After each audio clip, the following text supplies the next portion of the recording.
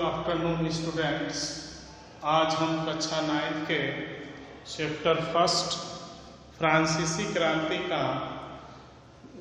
जो है 6 पार्ट लेकर आए छात्रों। आज हम 6वें पार्ट का अध्ययन करेंगे, जिसमें सबसे पहले बात करें छात्र डायरेक्टली शासित फ्रांस। जैसे कि इसके पहले हमने बताया था कि रोबेस्पियर की सरकार चली है और रोबेस्पियर की सरकार की जब पतन हो जाता है, जिसको बताया गया था आतंक का राज, तो वह जब समाप्त होता है तो उसके बाद मध्य वर्ग जो रहा है, मध्य वर्ग में जो संपन्न लोग थे, संपन्न लोग जो थे, उन लोगों ने जो है डायरेक्टरी का निर्माण किया, जिसमें जो है वह लोग व्यक्तियों के द्वारा या लोगों के द्वारा चुने हुए व्यक्ति होते थे, जो व्यक्ति जो है कि जिनकी उम्र 21 वर्ष से अधिक होती थी। लेकिन यहाँ पर ये जो है कि शर्त रखी गई थी दोबारा कि जो संपत्ति विहीन लोग हैं, जिनके पास धन नहीं है, उनको जो है मत देने का अधिकार नहीं होगा छात्रों। तो ऐसे में ये सरकार चलाने के लिए फ्रांस में दो विधान परिषद बनाई गई, जिसमें जो है कि कई सदस्य चुन के जाते थे। 5 सदस्यों को कार्यपालिका जो है नियुक्त किया गया, जो कि डायरेक्टरी का डिसीजन लेते थे। ये विधान परिषद जो है कि मिल करके डायरेक्टरी बनाते थे। डायरेक्टरी खास करके जैसे जो लोग निर्णय लेते थे या फैसला लेते थे, जैसे लोकसभा होता है भारत में, विधानसभा, लोकसभा, राज्यसभा, तमाम उसी तरीके से यहाँ डायरेक्टरी हुआ करता था। तो ऐसे में 2 परिषद होती थी। वह दोनों परिषद को यह लोग जो है कि इन्हीं के द्वारा जो वहाँ की कानून वगैरह बनाए जाते थे। तो ये परिषद जो पहले परिषदें होती थी, ये डायरेक्टरी को कभी कभी जो है बर्खास्त करने का प्रयास करती थी। जब ये परिषद को लगता था कि ये डायरेक्टरी ठीक नहीं है, तो उसको बर्खास्त करने का प्रयास किया जाता था छात्रों। तो ऐसे में ये इन दोनों में तालमेल जब नहीं बैठ पाता था, बहुत लंबी लंबी बहसें हुआ करती थी, आपस में जो है तालमेल नहीं बैठता था, तो उस समय छात्रों जो है ये आपस में जो है इनका तालमेल असंतुलित हो जाता था।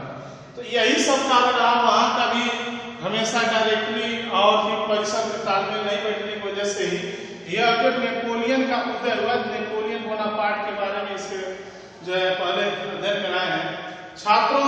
फिर बात करें क्या महिलाओं के लिए भी क्रांति हुई। ये जो है आपकी बुक में जो हेडिंग वगैरह दे करके बताया गया है कि क्या महिलाओं के लिए भी क्रांति हुई। तो बता दें छात्रों, जो महिलाएं जो थी, तृतीय स्टेट की जो महिलाएं थी, खास करके जो मजदूरी किया करती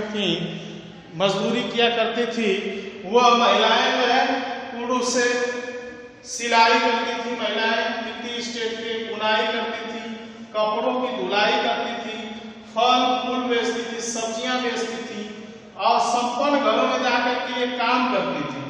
इनको जो है पढ़ाई करने के लिए कॉन्वेंट जो अध्ययन करने का स्थान होता था, इनको पढ़ाई करने का कोई अधिकार नहीं था। अमीर घर की जो बेटियां थी, उन्हें अध्ययन या पढ़ाई करने का अधिकार था छात्रों। तो ऐसे में जो तृतीय स्टेट की महिलाएं थी, इनकी स्थिति बिल्कुल सही नहीं थी छात्रों। 1791 में संविधान बना। इस संविधान में इन लोगों ने सोचा कि हमारे लिए भी कोई जो है व्यवस्था किया जाएगा, लेकिन इस संविधान से महिलाओं का कोई फायदा नहीं होने वाला था, क्योंकि उसमें इनको न तो मत देने का अधिकार था, न तो असेंबली में चुनाव लड़ सकती थी। ऐसे में छात्रों, इन महिलाओं के दिमाग में भी आया कि अब हम लोग भी, जब हमें कोई समाज में अधिकार ही नहीं मिल रहा है, तो ऐसे में हमें भी कुछ करना चाहिए। तो छात्रों बताएं कि इन लोगों ने भी धीरे धीरे महिला क्लब बनाना शुरू किया।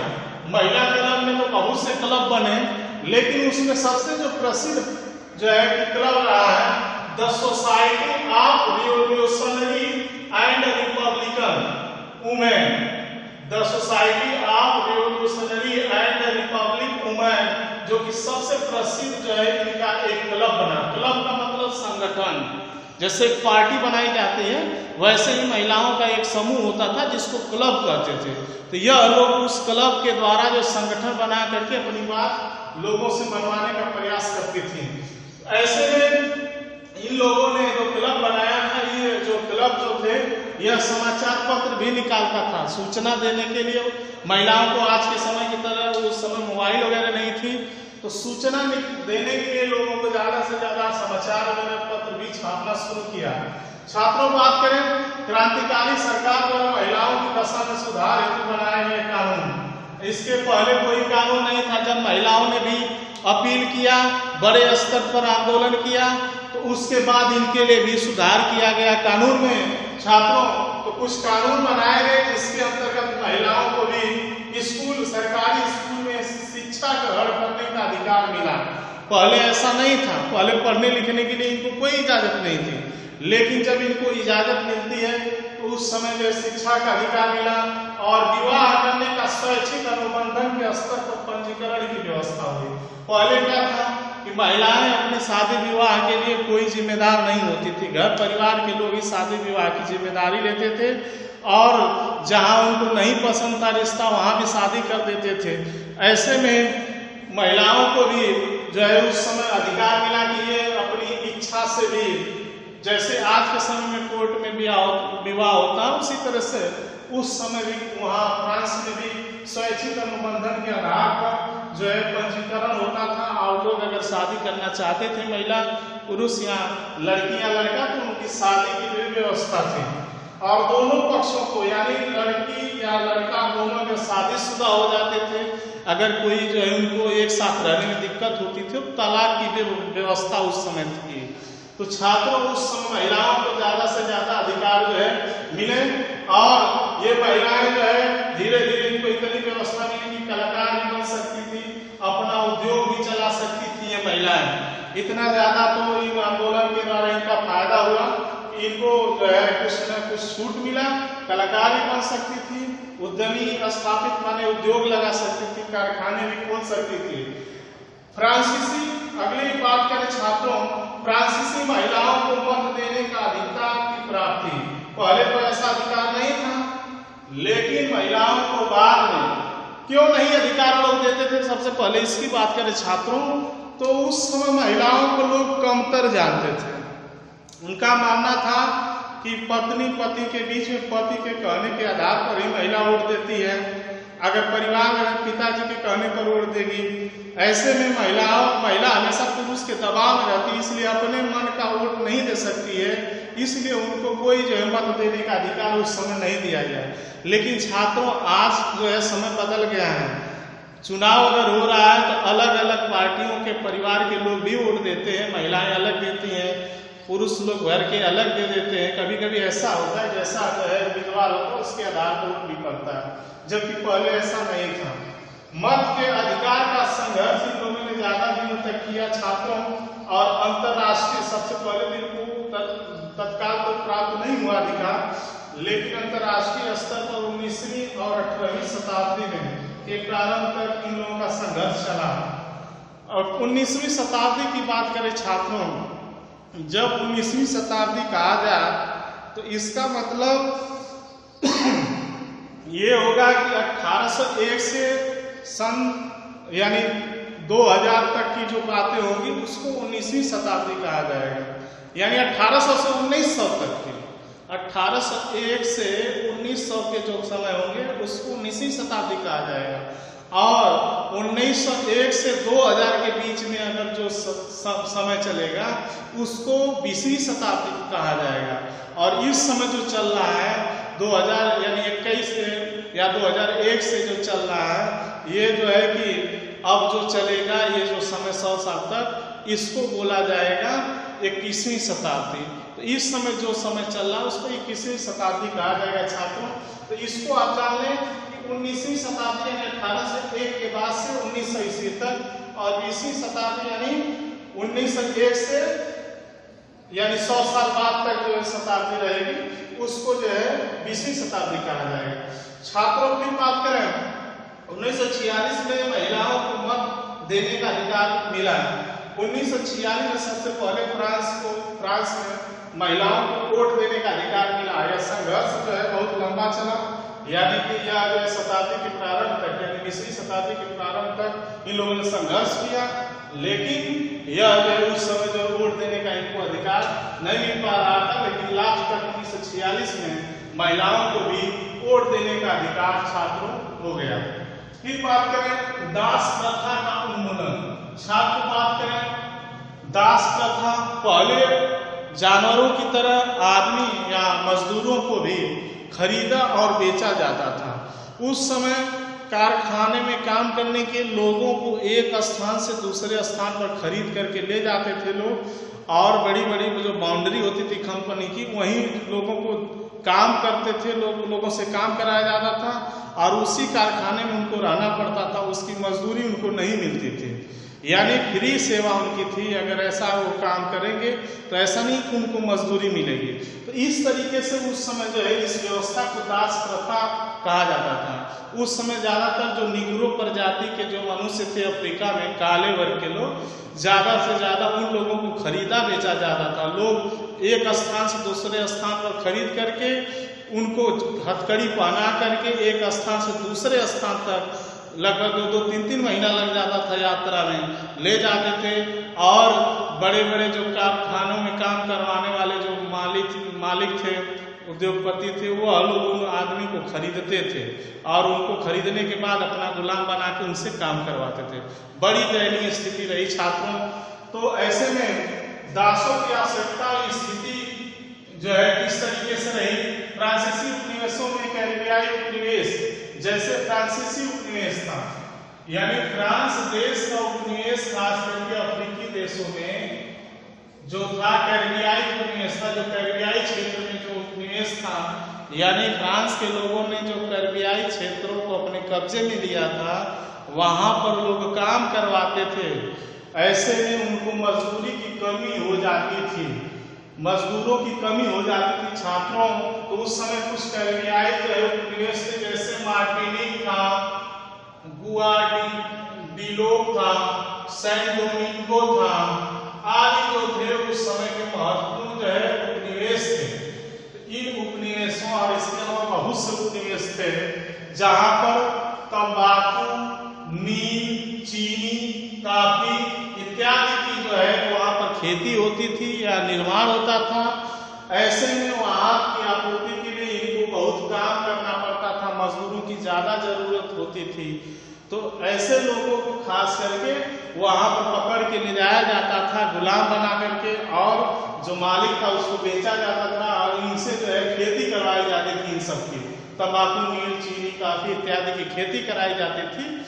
तो ऐसे में जब वहाँ काम करना पड़ता था, तो जो फ्रांस के लोग थे, अब वहाँ से बहुत ज़्यादा दूरी थी, लगभग 2-3 महीने का समय लग जाता था यात्रा में। तो सोच लीजिए उस समय जो है पोत के द्वारा यात्रा करते थे लोग, तो 3 महीने का मतलब बहुत ज़्यादा दूरी थी। तो यहाँ जो है कि फ्रांस के लोग जो है वहाँ पर नहीं जाना चाहते थे काम करने के लिए, दूर काम करने वहाँ फ्रांस के लोग नहीं जा सकते थे, क्योंकि वो तो संपन्न थे ज़्यादातर। जो वहाँ के जो है कि लोग जो थे वहाँ फ्रांसीसी दूर थे, काम करने के लिए नहीं जाते थे। इसलिए जो है वहाँ कैरिबियाई क्षेत्रों से दासों को लोग खरीद करके वहाँ पर काम करने के लिए गुलाम बनाकर बेचते थे। फिर बात करें छात्रों, यह जो है कौन कौन क्षेत्र थे जहाँ पर लोगों को गुलाम बना के भेजा जाता था। तो यह क्षेत्र थे यूरोप, अफ्रीका, अमेरिका, यानी यहाँ से फ्रांस से या ऐसे क्षेत्रों से, कैरिबियाई क्षेत्रों से लोगों को गुलाम बना करके यूरोप भेजा जाता था, अफ्रीका महाद्वीप भेजा, अमेरिका में भेजा जाता था। जगह जगह जहां पर भी काम करने के लिए मजदूरों की कमी पड़ती थी छात्रों, वहां पर इन लोगों को भेजा जाता था। और ऐसे में इस जो है कि इस 17वीं शताब्दी की जो ये व्यवस्था रही है यातायात की या व्यापार की, उसको त्रिकोणीय दास व्यापार के नाम से जाना जाता था। इस देश से इस देश में भेजते थे, इधर भेजते थे, कोई इधर से भेजता था। तो ये आयात निर्यात आपस में लोग करते थे, व्यापार करते थे दासों का या मनुष्य का, वो उसको त्रिकोणीय दास व्यापार के नाम से जाना जाता था। बात करें छात्रों, पोत के माध्यम से जो दास उनको जो है कि ले जाया जाता था, बोर्दे नामते बंदरगाह था जो कि अफ्रीका के तट तक जिसके द्वारा लेके जाया जाता था लोगों को, और वहां पर ले जा करके वहां पर लोगों को से काम करवाया जाता था। छात्रों बात करें दासों को हथकड़ी लगाकर अटलांटिक महासागर के पार कैरिबियाई देशों को भेजा जाता था। ध्यान रखिएगा, अटलांटिक महासागर जो था वहां से जो है लोगों को हथकड़ी वगैरह जो है कि लगा करके कैरिबियाई देशों तक ले जाया जाता था और वहां पर ज्यादा से ज्यादा लोगों से काम कराया जाता था। उन्हें घर भी नहीं आने दिया जाता था, उनको कोई मजदूरी भी नहीं देना। पता नहीं उनके परिवार के लोग कब बिछड़ जाते थे। लोग किडनैप एक तरह से कहा जाए लोगों को करके लेके चले जाते थे और वहाँ मजदूरों की तरह इनके द्वारा काम करवाते थे। लगभग समय निकाल के 3-3 महीने लग जाते थे यात्रा करने के दौरान। फिर बात करें छात्रों, दास प्रथा को खत्म करने हेतु उठाए गए कदम और बाद की स्थिति। दास प्रथा को उसे खत्म करने के लिए कन्वेंशन ने क्रांतिकारी जो है कदम उठाए। ऐसे में 1994 ईस्वी में दास्ता को गैर कानूनी घोषित कर दिया गया। 1794 ईस्वी में दास्ता को गैर कानूनी घोषित कर दिया जाता है कि यह कोई दास प्रथा का पालन नहीं करेगा या लोगों को कोई खरीदेगा बेचेगा नहीं। तो बात करें छात्रों, इसको जैसे ही खत्म किया जाता है उसके बाद फिर जो नेपोलियन 10 साल बाद फिर आता है। उस समय यह देखता है कि काम करने वाले मजदूर बहुत कम हो जा रहे हैं। तो इसने जो है जब काम करने वाले मजदूर कम हो गए तो बागान के जो मालिक थे उन लोगों ने अपील किया कि उस समय व्यापारी लोगों का भी रोजी रोटी कम हो गया था, क्योंकि वो लोगों को खरीदते और बेचते थे, उनकी रोजी रोटी चलती थी। तो ऐसे में बागान मालिकों को भी ये जो है कि ज़्यादा से ज़्यादा डिमांड होता था दास का। तो ऐसे में छात्रों वह लोग कहते थे हमें जो है फिर से जो है दास चाहिए और हमारी खेती बाड़ी नहीं हो पा रही है। तो फिर छात्रों अफ्रीकी जो निग्रो लोग थे इनको कहा जाता था जो दास थे, दोबारा फिर ये दास प्रथा को 10 साल बाद पुनः चला देता है और फिर जो नेपोलियन के दास प्रथा के आधार पर यह फिर दोबारा जो व्यापार होने लगता है दासों का और पूर्ण रूप से यह फिर जो है लागू हो जाता है। इसको जो है अफ्रीकी निग्रो के नाम से, ये दास लोगों को अफ्रीकी निग्रो के नाम से जाना गया। 1848 ईस्वी में छात्रों यह अस्थायी रूप से दास प्रथा समाप्त हुई। अफ्रीका से खास करके कहा जाए ये जो है कि फ्रांस से 1848 ईस्वी में दास प्रथा पूर्ण रूप से समाप्त हो जाती है। तो छात्रों फिर बात करें क्रांति और रोजाना की जिंदगी, आप हेडिंग देखेंगे अपने बुक में सब दिया हुआ है। तो जब इतना ज्यादा सब कुछ जो है हो जाता है, दास प्रथा समाप्त हो जाती है छात्रों, तब उसके बाद की कहानी ये रही कि सेंसरशिप सबसे पहले जब लोग थे, ये रोजाना की जिंदगी में बहुत बदलाव हुआ। सेंसरशिप समाप्त किया गया। सेंसरशिप का मतलब इसके पहले हमने बताया है कि कोई भी पत्र, पत्रिका, पुस्तक इत्यादि या फिल्म वगैरह जो भी उस समय जो भी व्यवस्था थी उसको बिना राजा की इजाजत के नहीं छापा जा सकता है।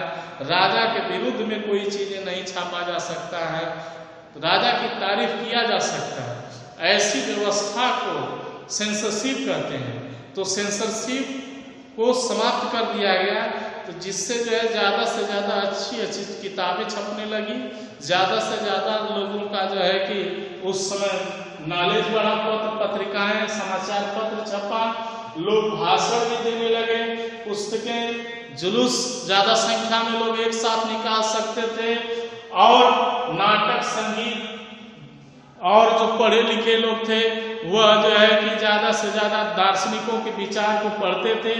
इस तरीके से छात्रों पहले से जो है यह जो है फ्रांस की स्थिति बहुत अच्छी हो जाती है रोजाना की जिंदगी, और धीरे धीरे सुधार होता है। ज़्यादा से ज़्यादा देशों में धीरे धीरे सुधार होने के बाद जनता के द्वारा जिताए गए प्रतिनिधि लोग जो है कि धीरे धीरे वहाँ पर अपने देश की व्यवस्था को देखने लगते हैं। इस तरीके से छात्र आज फ्रांसीसी क्रांति जो है पूर्ण रूप से कक्षा 9 का समाप्त होता है। जय हिंद।